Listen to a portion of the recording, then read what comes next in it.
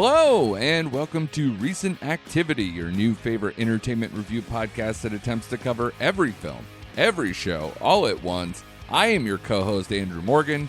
With me, as always, the co-host that likes killing my family is back, and he must be vanquished. Mr. Shane Beauregard, how are you, sir? I am doing terrific, Andrew. I am ready to go as always. Excellent. Excellent. You and I had quite the interesting weekend. And I kind of want to start there because, we're going to get to the Monkey, the Gorge, Reacher Season 3 premiere. All the important stuff will be covered in terms of the review. But I haven't heard a lot of the story, but you met Lou Ferrigno over the weekend. I went to a David Cronenberg double feature. Like, we were just out living it, man. And I'm happy for both of us that we are, out there living our best lives. And I want to hear about Lou Ferrigno because I've heard he doesn't have the nicest reputation for in-person stuff. And you guys look chummy as hell. So I'm very intrigued. Honestly, he was nice. It was like an impromptu for me because I'm not the most spontaneous person in the world, believe it or not. And he was at like a little comic book shop here in Greensboro, not like the main one everyone goes to. And I was like, you know what? The hell with it. I'm going to go. And I got there early. I was the second person in line. Nice. Had my Hulk shirt on, everything.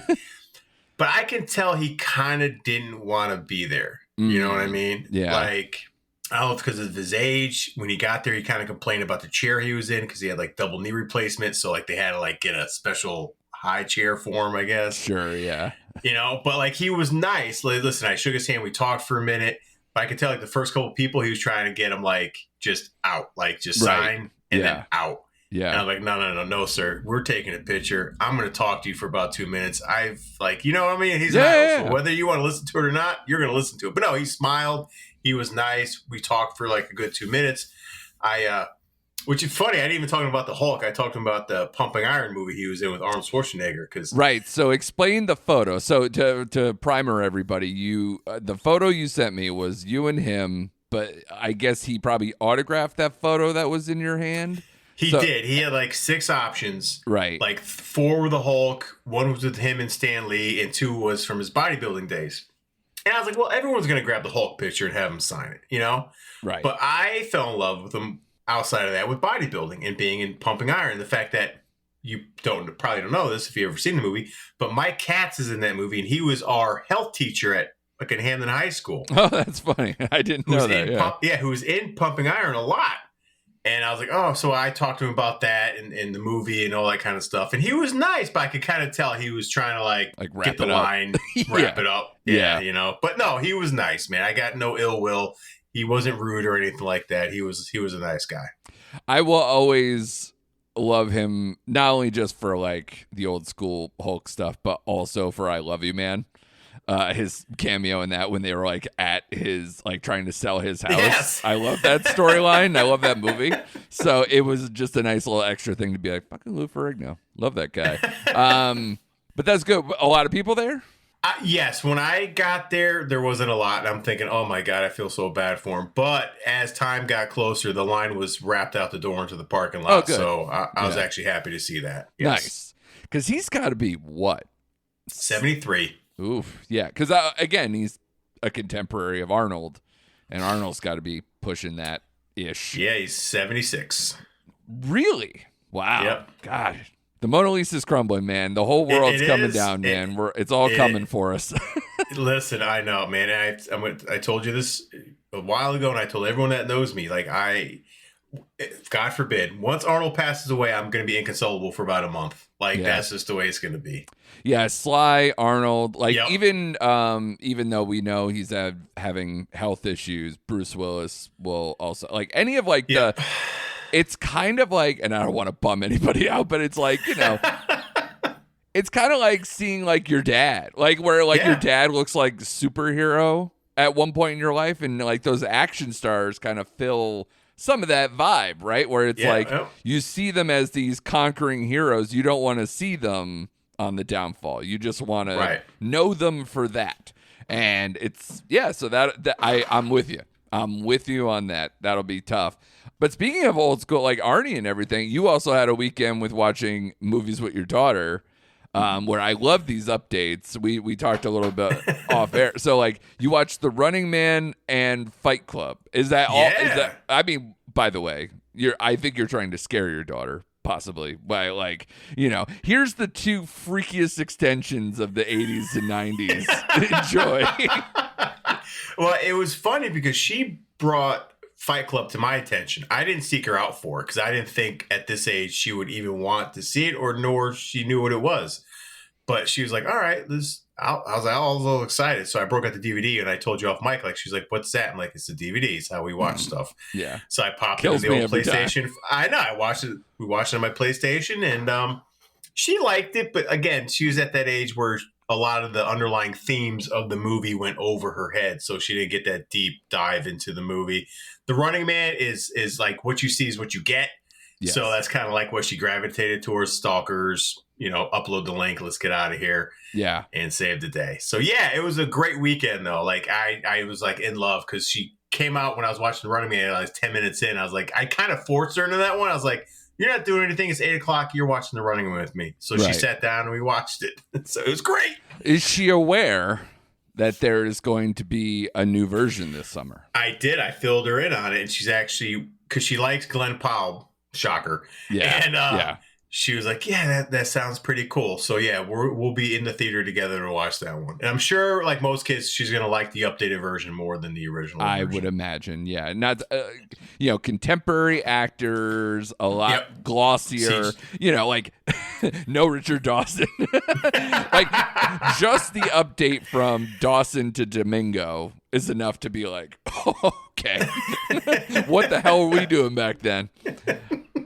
But yeah, man, that's great. I envy you that. Like, I like going to the movies with my kids just to see kind of their reaction, see them kind of like put their little reviews together, as like 10 and 8-year-olds. So I'm desperate to get it to be a more sophisticated age when they have like their own tastes and I can kind of curate. That's like my pure ideal. So that would be amazing. My weekend was filled with, I went out Saturday night to the Connecticut Cult Classics double feature for David Cronenberg 83. So they did Videodrome followed by The Dead Zone. And which, I've seen The Dead Zone a bunch of times. The ice is gonna break is like in my lexicon that I use every winter regardless of context or whether the person gets the humor. So I was excited for that, but like I was more excited because I hadn't seen Videodrome. Have you seen Videodrome? It's been quite a long time since I've seen Videodrome. So my memories of that are kind of like all over the place. Yeah, I'm not I have zero problems with body horror movies, obviously. Like we talked about The Substance on here. I've seen other Cronenberg movies like The Fly, etc. before. But this movie is just so out there and trippy. And they had like an interview piece with Cronenberg before they played the movie. And he's like, I want to tell you what this movie's not about because everybody thinks it's about a rejection of like television and how it pertains to our culture. And he's like, it's not like an extension of like watching Network or something. He's like, all those reads are dead wrong. He's like, and then proceeds to say what the movie is supposed to be kind of like more about. And then you watch the movie. I'm like, I don't know what you're talking about, bro. Like I try so hard. I enjoyed the experience. James Woods is incredible in that movie. Debbie Harry in like prime Debbie Harry time. I think it was her first feature film too, which is insane. That because she even says there was like an interview with her beforehand where it was like, oh yeah, it's my first foray into acting. I wanted it to be like a nice, soft, like, something that people will like me for. And then I'm watching the movie. I'm like, holy shit. It's like all BDSM and like, she wants to be like beaten and choked and like stuff, shoved through her ears while they're having sex. I'm like, great. Yeah, no, you totally nailed it, Debbie Harry. Congratulations.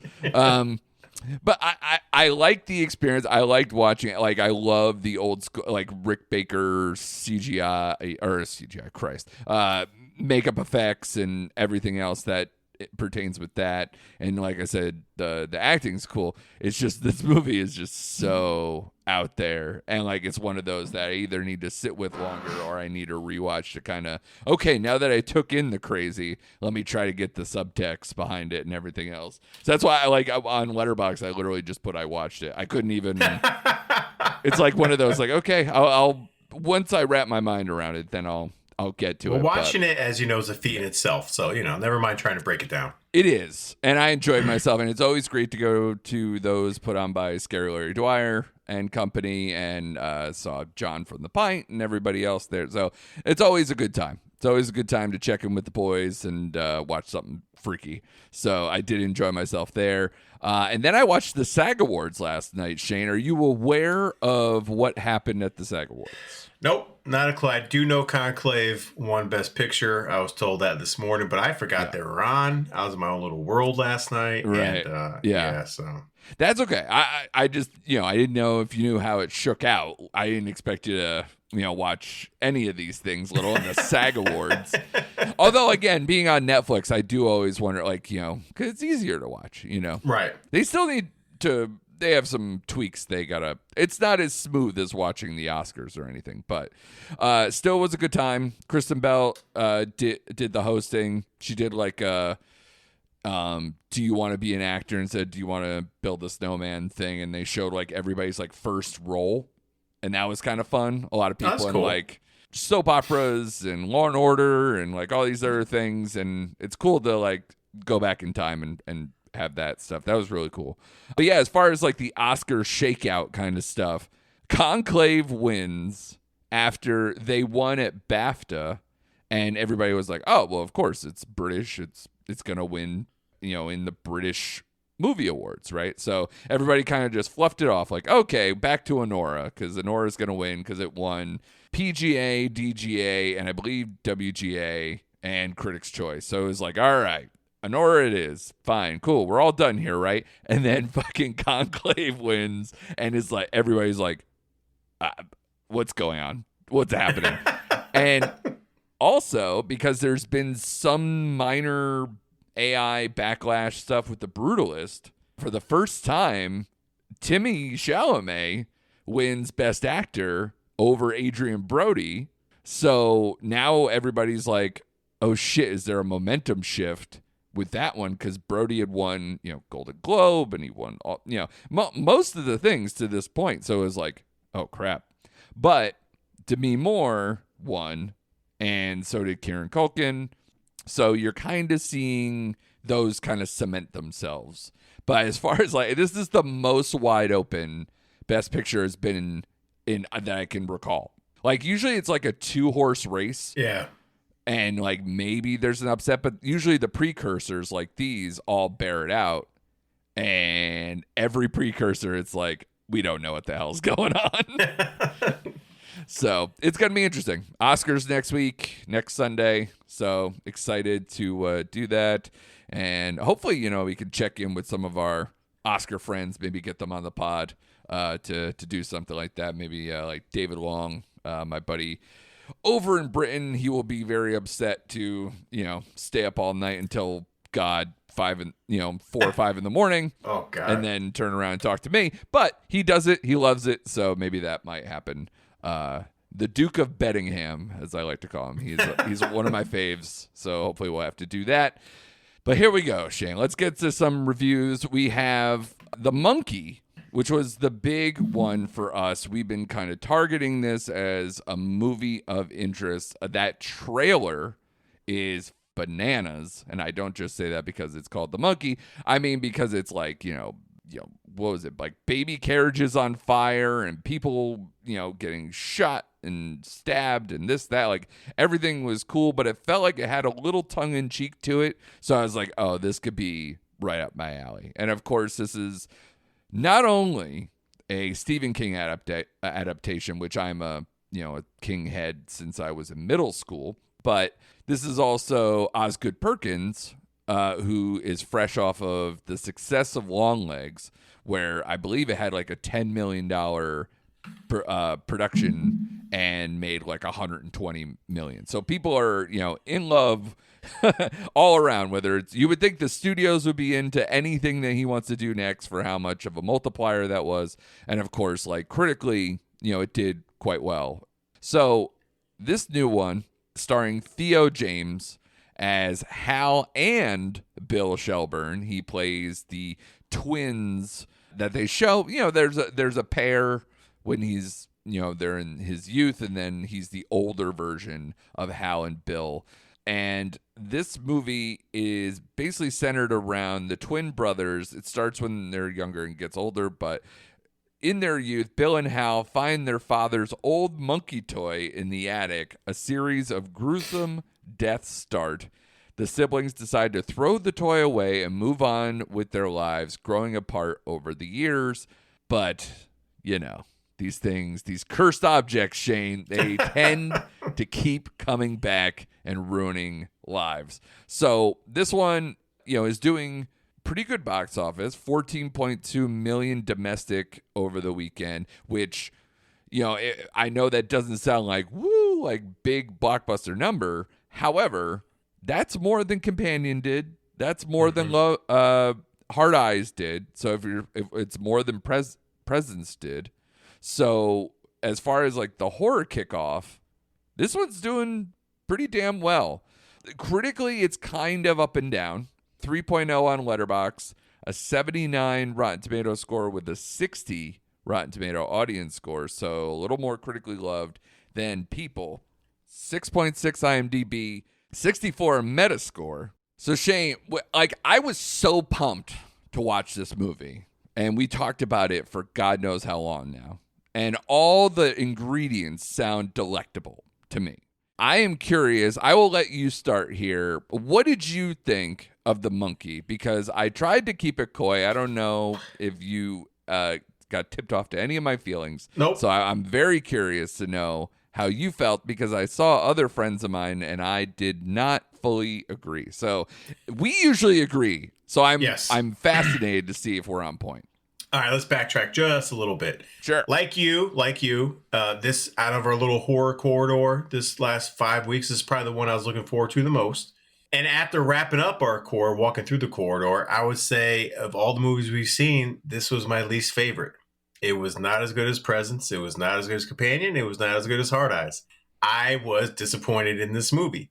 And it was the screenwriting that let me down. It was the screenplay. It had nothing to do. The set pieces were fine. The kills were crazy. They were fun. But I thought Theo James' performance was uneven. Which is crazy because he's really only in half the movie. He is. But these characters are so thinly written, if at all. I had a hard time wrapping my head around this movie, to be honest with you. I did. I didn't like it. It played more like a made-for-TV, like HBO Max Saturday night. Here's the monkey. You know what I mean? Yeah. Kind of like what they did with Salem's Lot. It was funny in parts, but I thought it was just uneven in trying to balance that dark humor, and then the kill sequences, but the story was just so light. It was just, I didn't know what else they can do with this particular story, with this cursed object, and don't call it a toy. But I just didn't grasp onto any of the characters. I wasn't emotionally invested in any of the characters, because you can't Theo James' performance, especially as Hal, because he's the one you want to sympathize with, because he was the brother that was made fun of in school and terrorized by his older brother, and his older brother hated him for the lamest excuse in the world, the whole placenta thing, and I don't know, it just It was weird, and I came off thinking again, this would have been better off as an hour-long special on Max. I was disappointed in this movie, man. I was. Good kills. I like them. Crazy, but a lot of it you saw in the trailer, and it was okay, give me something more than the trailer. I liked Adam Scott's. I like the opening scene where sets the tone. Yeah. And then it just I was getting kind of bored. I'm not gonna be honest with you. I was getting kind of bored with this movie about halfway through. I was like, can we just start? It's a 90-minute movie. And I'm like, can we just start fast forwarding and wrapping this thing up? I am 100% behind everything you just said. Woohoo! Thank God. Because I have seen so many people bend over backwards to give this like 3.5s or higher. And I was so worried because horror comedy is hard.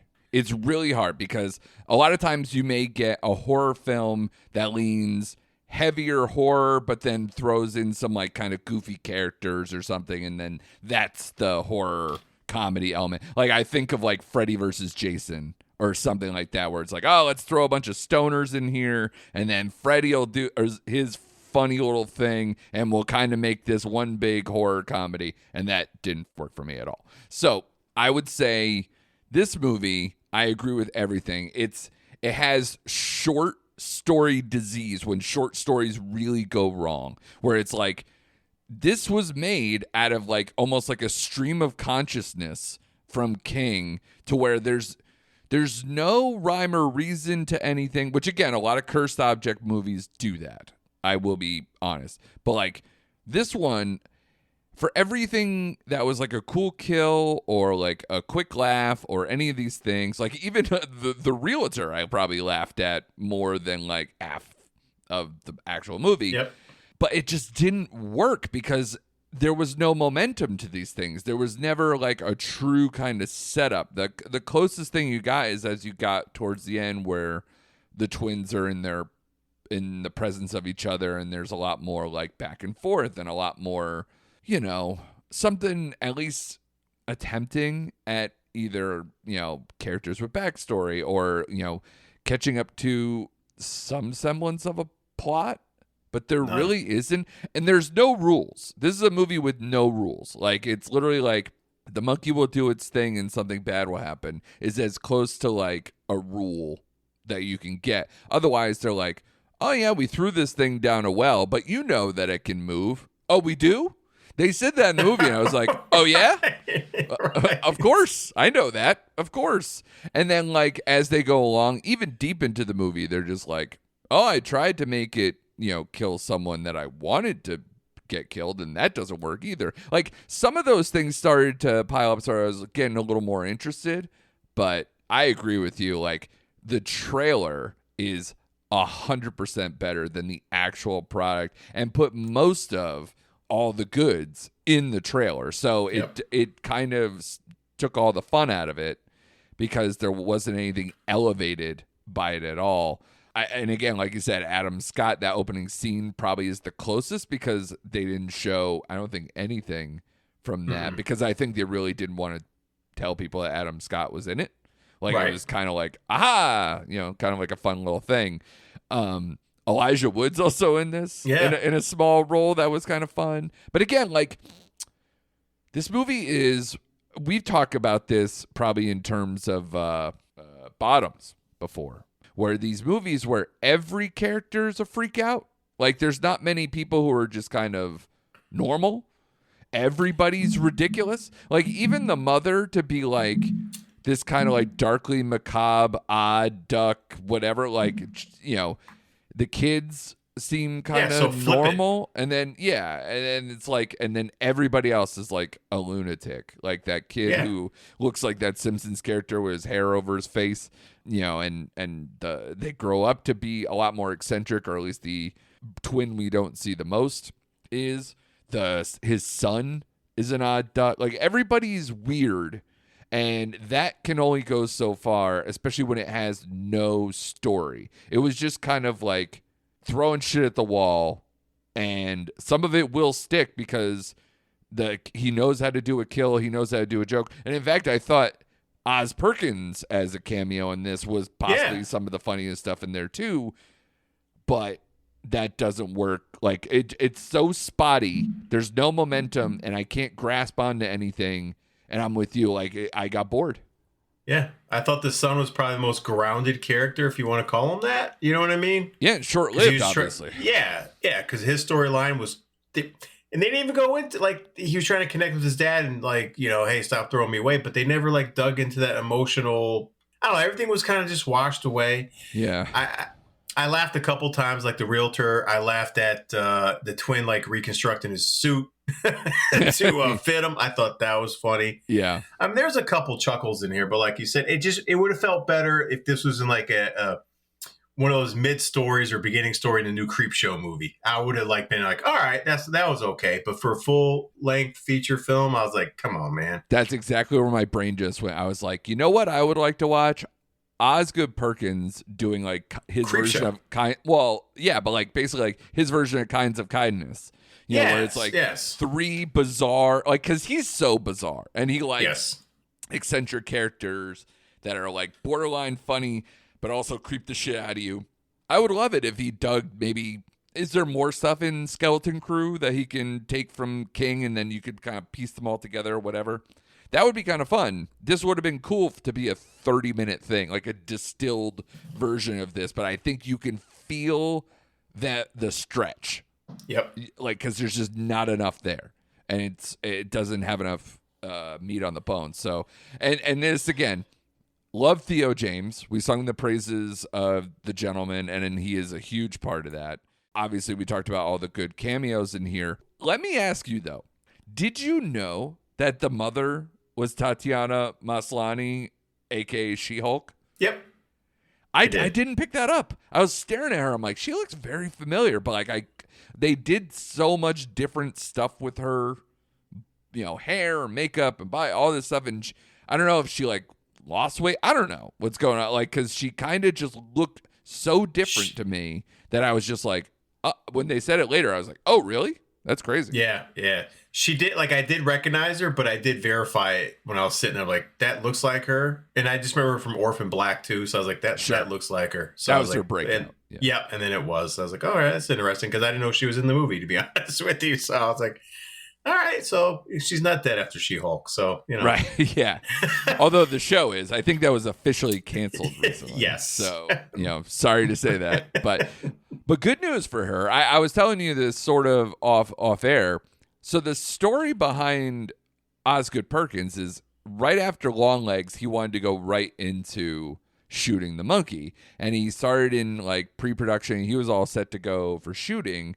But then the writer's strike and the SAG after strike happened. So he couldn't shoot the monkey. And instead he went, because I believe he's Canadian too. Like he went up into Canada, got a bunch of like actors he trusts who are Canadian, and if they're SAG, they just like waived whatever they did and shot this movie that they kind of had at the they shot a different movie, that they had at the ready, like the script was already done, and it's like a one location kind of like freak out in a cabin in the woods kind of a movie, and he was shooting it with Tatiana Maslany, and they hit it off so much and they loved working with each other that once the monkey was back on, she got, the role of the mother in this. So cool. So I believe that one's called Keeper or The Keeper, and that should be coming out soon. But I read the article and Osgood Perkins is like, I shot 3 movies in like a year and a half, 2 years. I'm burnt out. And I'm like, so that made me kind of think, do you kind of equate what Osgood Perkins is doing with these kind of like low budget freak out kind of like, is he like adjacent Ty West? Oh, I can see that, though I prefer Ty West films at this point more to Osgood Perkins movies. Yeah. Oh, I'm because I don't think even at his highs, because I liked Longlegs better, I wouldn't say Longlegs is better than, like say X or Pearl or Max. Right. But no, I could definitely see that. He definitely has a feel to his films. And I'm just so up and down with Osgood Perkins, to be honest with you, because Longlegs brought me in, but like The Black Coat's Daughter was just one of those weird films. And that was, I guess, one of his earlier films too, with Emma Roberts and Sabrina the Teenage Witch. I always forget her name.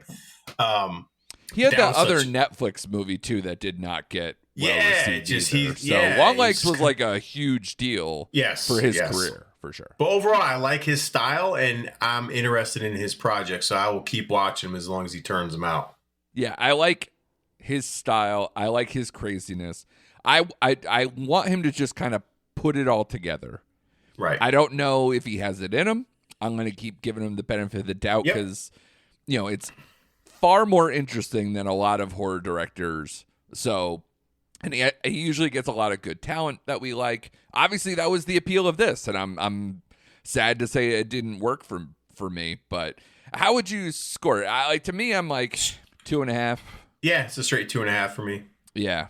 So I think that's kind of like the split here. And this is why I don't understand why the critical score is kind of higher than people. I was shocked. I was shocked that the critic score was this high on this movie. I thought for sure we would see the inverse of that. Absolutely. Because, I could see people being a little more stuffy about it. Because, again, horror comedies is a tough vibe to work with. But honestly, I always thought they kind of go hand in hand because it's a visceral reaction, right? And a lot of times you could work with dark humor. A lot of times, like, those things exist for a reason. But I guess, again, in that same Hollywood Reporter article, he said that he had a really hard time selling this movie. And I guess because he wanted to do it more horror comedy, but I guess there was a more straight-laced version of this, a darker, straight-up version of the script around, and he didn't want to do that. So I would assume, because again, James Wan is a producer on here, and he works a lot with WB. So the assumption is that it didn't work out for WB to pick it up, even though James Wan has a first look deal with them. And then, it ended up going to Neon, which they love to, kind of be on board with something that didn't cost a lot of money. They don't have to have a huge buy-in, but has a potential, especially after Longlegs, to make that kind of money. So good on them. And they're at least off to a good start financially. Yeah. So I don't know how much this cost to make, but I can imagine, if he shot Longlegs for 10. Not much. And, Theo James is a name, but he's not like some huge star or anything. And, the cameos are cameos. So we'll see. We'll see how long it goes. And that has no international money. That's all domestic, too. So domestic. I can imagine this traveling well, too, just for the pure freak-out value that can sell internationally quite well. So I'm sure it'll do some business there as well. We wanted to catch up with The Gorge because you watched this. You were all set to do it last week, but we had way too much on the plate for that. So this is a movie that's kind of... We were interested, again, in the ingredients. But then there's part of that ingredient is that it's also a straight to streaming effort for Apple and got kind of okay reviews coming out where some people were not too thrilled. So you were the one who did the homework on this. The Gorge with Anya Taylor-Joy, one of our favorites, Miles Teller, and, the pedigree of Scott Derrickson. Where did this end up for you? I was excited to see this movie based on the one trailer I saw for it because, again, I love both those actors. And I was like, all right. But then you kind of scared me off because it went to Apple. So I'm like, all right, so whatever. I came away enjoying the movie. Is it perfect? No. But I enjoyed it. So basically the setup is you have this gorge separated by east and west walls. Miles Teller gets recruited to take over this position for a year because they rotate every year. They have no communication with like the outside world except for like once a month they send into these reports, and then Anya Taylor-Joy's character gets sent up to the east wall, and they end up kind of, you see the trailer, they break protocol and they get to know each other, and just fun ensues after that. So the problem I had with this movie is the actual gorge itself, right? Okay. Like Sigourney Weaver runs this black ops. She's the one who recruits these people to the wall or the gorge. And the characters are so thinly written, just like we said about the monkeys. Like you don't get really any backstory to Miles Teller or Anya Taylor-Joy, except for to know that they're loners and don't really have family. Blah, blah, sure. blah. I would have liked to know more about the unit that Sigourney Weaver runs, because that's where the movie kind of falls apart once we find out what's actually in the gorge. Not that it's a bad idea. It just wasn't explored enough. The CGI in there too is kind of like Resident Evil-ish. Yeah. Especially after seeing the trailer for that movie with The Rock and Mila Jovovich coming up soon, where it looks Dave almost Bautista? even worse. Yeah. Well, and it's directed by the guy who did Resident Evil and everything else. So Yes, it's a step up. Oh from yeah, that. sorry. What did I say? Yeah, Sorry. The Rock, Batista, Yeah. they're interchangeable almost. Not these days, but yeah. Yeah, sure. exactly. But no, the CGI and the whole Gorge thing could have been developed a little bit more. But Scott Derrickson did a great job. You watch this movie to watch them two interact and come together and ultimately like just get to the bottom of what's going on in the Gorge. And it's kind of fun cat and mouse game at the beginning. And it's funny and it has a good soundtrack, which I really dug. There's a lot of cool parts to this. Like you said, there's a lot of ingredients that make this movie very watchable. But then like the crux of like the story kind of falls apart because they don't really give it enough details. It's almost like you want to see a sequel to this movie because you really want to go into Sigourney Weaver's operation a little bit more. Yeah. But you don't really get that. It barely scratches at the surface. So story-wise, it's a letdown, but like performance-wise, it's a fun watch between these two. I ended up giving it a 3 for an Apple movie. Like that's it's way what better sitting, than what than what they've been putting out. Especially that awful one, Matt Damon, and then the Wolves. I mean, it's just so much better than what they've had out there. If you're a fan of either one of these actresses, it's worth a Friday night. Just turn on Apple and give it a watch. I mean, you'll overall have a good time. Yeah. Just don't think too much about like what's going on in the Gorge. It makes sense and it's cool. It's just they didn't really build off what the idea they had of where to go with it. I wonder that kind of a story and where your brain was starting to scratch at certain itches in that plot. It almost sounds like it would have been better as like a 6-episode miniseries. Yes. So it could go deeper into the operations, do a little bit more. And again, I never want to say that because that's essentially what a lot of movies have gone down to now. Where like in the 90s, that would have been a movie, an hour and 45-minute, 2-hour movie. Like it was, but nowadays it's like it's shocking that it actually didn't get there. The problem is that the quality of actors or directors goes down a lot. Unless it's somebody has like a true vision and is willing to see it all the way through. For Apple's money, I mean, they got Alfonso Cuarón to do a show with like Kevin Kline and Cate Blanchett. I mean, anything's possible, but for something like that, I don't know if genre directors want to hang tight with that, but hey, money's money. Right. So 3. Yeah, I mean, I believe that's It's what a 3. Letterboxd had it for. So yeah, I'll keep it on the list. It just wasn't making it into that Valentine's Day weekend that was just so busy. And then, this weekend I had to prioritize the next thing we're going to talk about with Reacher. So yeah, I get it. Like I said, if it wasn't Miles Teller and Anya Taylor-Joy, I would have postponed it myself, but because it's them two, like I was like, I gotta watch it. So yeah, it's almost insane. Like Miles Teller, where do you sit with him now? Because like that dude has had some incredible opportunities. The breakout with Whiplash, Top Gun Maverick, but then everything kind of in between is like an interesting choice, but they just don't coalesce.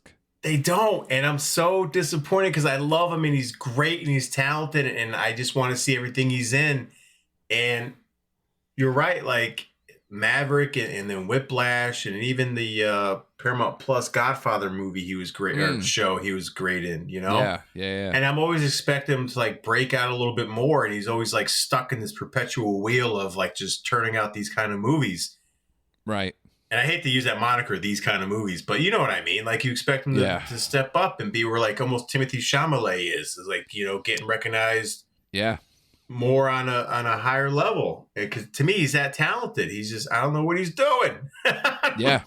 He got the bigger role than Glenn Powell in Top Gun Maverick. And yet Powell's career is taking off, soaring crazy. And, Teller's still just beaten to his own drum, but which is fine, but I want him to get like another vehicle that just hits. Yes. He's got a lot of talent. I'm never upset to see him, but like, I don't know how does this one feel versus like say Spiderhead? Better than Spiderhead. Step up from, it's definitely a step up from Spiderhead for sure. Yeah. But still doesn't, I don't know. Because it's like hitting that same genre pitch, right? Yeah, it's like it is very weird, secret operation, all that. So it's with a big time star in it. besides him. So that's, if he wants to just work with stars and try things, like I'm with it. He's still young and all that, but yeah, I don't want him to just end up on the wayside. Yeah, me too. So we'll see. But let's get to Reacher, man, because I can already see like you got that like that. Like you just had a good steak, We're back, baby. We're so back. The third season of Reacher dropped 3 episodes as its premiere, as it did the last season too, where it did 3 out the gate and then went week to week. Yep. I like that format.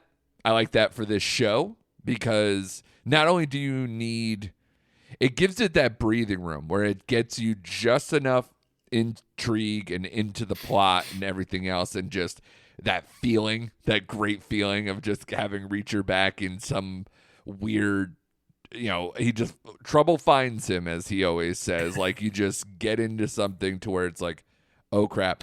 I loved the way they set these 3 episodes up, especially because it opens with such a perfect kind of Reacher scene, him in a small town trying to sell records that are terrible to like just get some money to move on and all these kind of things.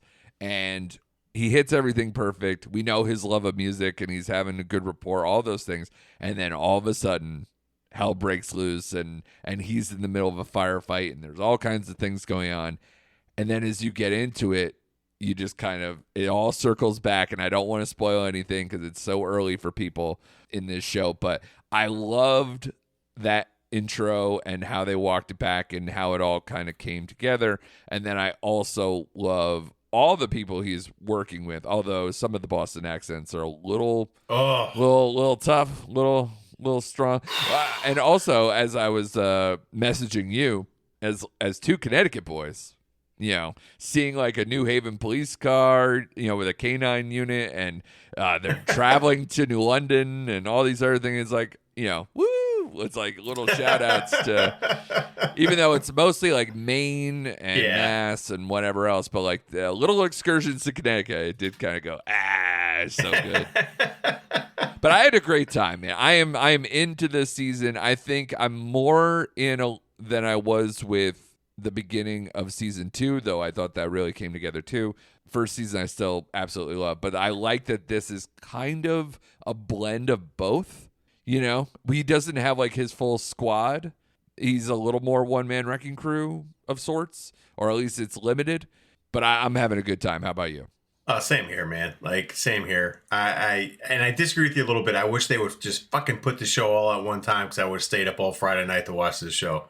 Total. I'm pro dumping the whole thing, but I would have inhaled it in 2 days, and I would have been like jonesing for another season so fast. So I know. It is funny because there are some shows, like you said, like I like the breathing room, but for a show like this is like just shooting it right in my arm. Like I just want it all at one time, and then probably rewatch it the next weekend. Like for sure. One of those things. Yeah. Oh man, I love it. Like it's funny because the first episode happens. I'm like, come on, man. Like this is how season 2 started, right? Like he's just outside the ATM, blah blah. But then they peel back and give you a look into why that all happened. I'm like, oh, that's cool. And I was sold. I was sold. And of course, we're all waiting for the showdown. We're all waiting for him and Paulie to get into it. Like that's what we're waiting for. That's what they're building to. But no, it's great. Do you know that guy from anything? I do not. Because he, like, for how much we know that Alan Richardson is a mammoth human being, for him to look dwarfed by anyone is crazy. And I don't know if that guy, again, he could be an MMA guy. He could be, like, just some actor. I haven't seen him in another thing, but I was like, never seen him. Crap. That's a big human being. Yeah. Yeah, but no, it was funny because the Susan Duffy, the FBI agent that he's working with, her accent drives me up a wall. It's probably it's bad. It's possibly accurate, but also just gross. But it's good to see Anthony Michael Hall. Like he's great. Yeah. It's funny. I look at Alan Richardson now and his characters. Like, is it me or does he always look tired? Like he just looks tired and dirty all the time. Like even though like.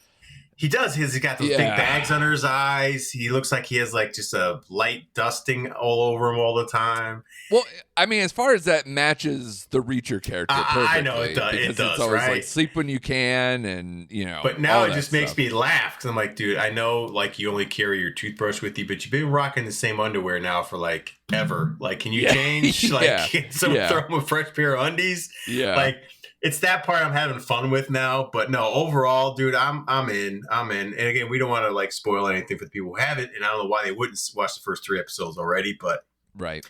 I like the fact that this is more him and not his team, though I did love season 2. Yeah. But I do like how they peel back and, what's her name? Neely. Neely. Yeah. He's like, no, I got this. Like, I'll call you when I need it. I like that aspect of this season. Like, you get more of just like season 1 where it's just like Reacher in like a small team, not his team. So I do like that fact. I like we're getting back to just him.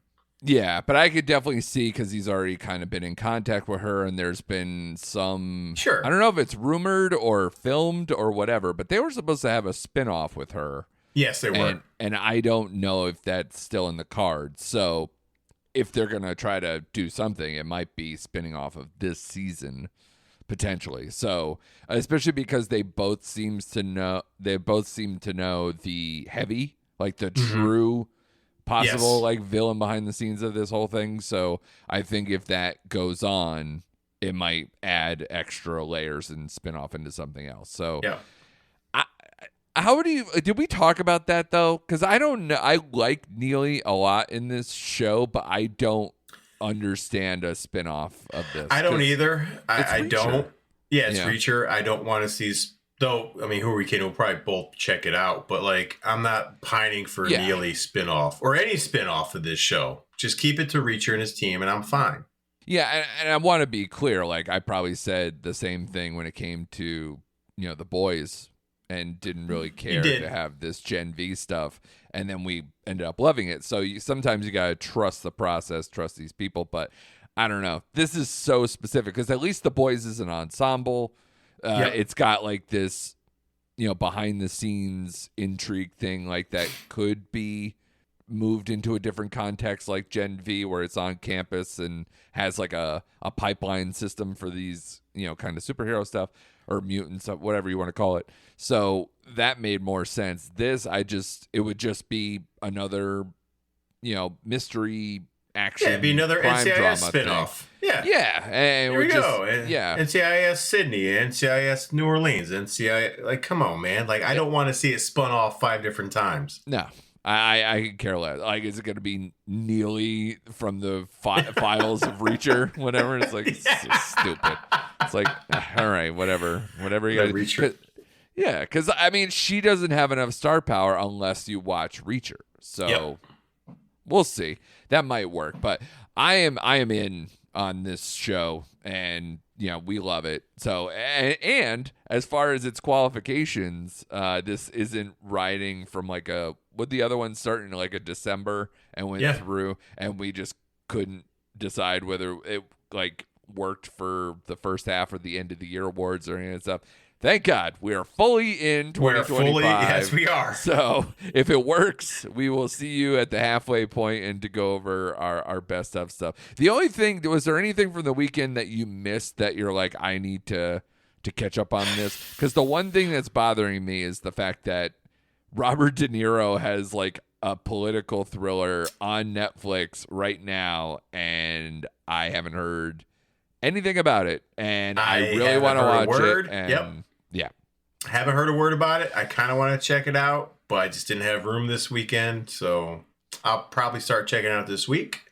Yeah, it's quite possible. Because again, we know that because of the Oscars, they usually don't put out anything big coming up. Are you got your eyes on anything for the week, or is it going to be ho hum because the industry kind of shut down? First of all, Andrew, is it always ho hum for me around here? I mean, it's true. Much to your chagrin, I probably will check out Last Breath with Woody Harrelson. Is that this weekend? That's this weekend. I thought that was next weekend. Okay. Yeah. Okay.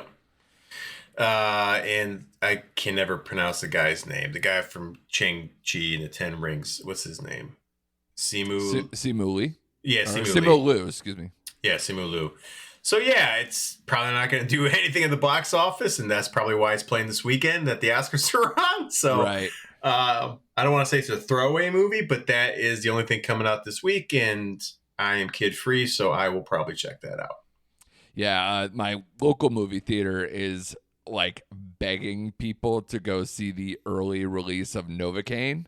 Yes. And I had a thought to possibly do that, but yeah, it's I don't know if I want to go out of my way just to see that one. But it's coming out the same week as Mickey 17 and some other stuff that I want to watch. So I'm like, maybe in a dead week. Yeah. This makes more sense to come out. And quite frankly, I don't know why they wanted to go head to head with some other better titles. Like, it almost makes sense if they tried to back it up, but go against Last Breath. Yeah, exactly, right? But again, the movie industry doesn't like to market and do all its stuff in the weekend of the Oscars. So this is how you get a Woody Harrelson movie that this probably is taking the ISS spot from last year or something, to where it's like only Shane is in the movie theater going, what Oscars? I don't care.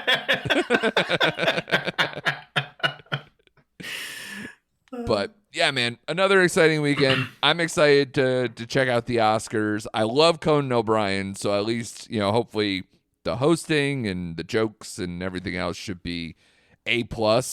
I'm excited for an Oscars that I don't know what's going to happen, because my problem with the last few years has been like, I know based on all the precursors that this is destined to happen. So what am I watching this for? A little bit. So I like that there's a little bit of chaos. So I'm into it. Are you going to watch it all?